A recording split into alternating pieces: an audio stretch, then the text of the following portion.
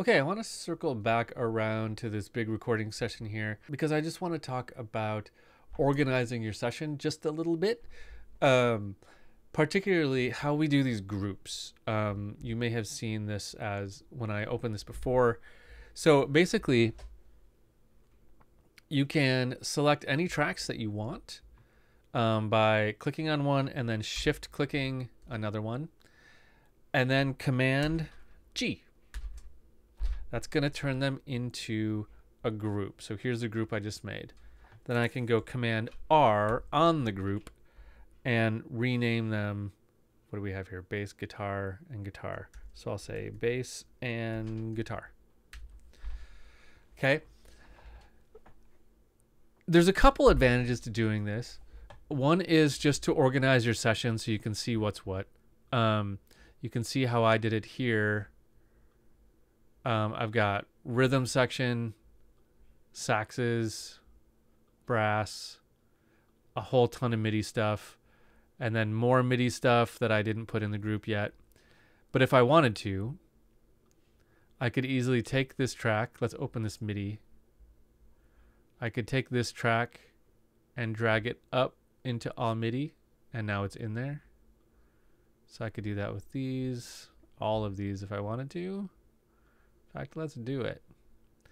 I should be able to go down to the bottom and shift click to select all of those. Click and drag to move them up there.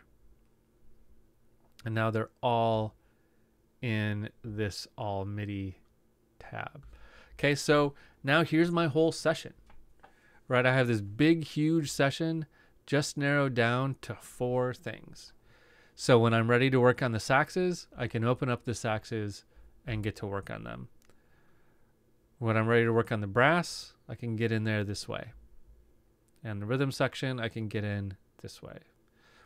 Within the rhythm section, I have more groups like drums, bass and guitar, etc.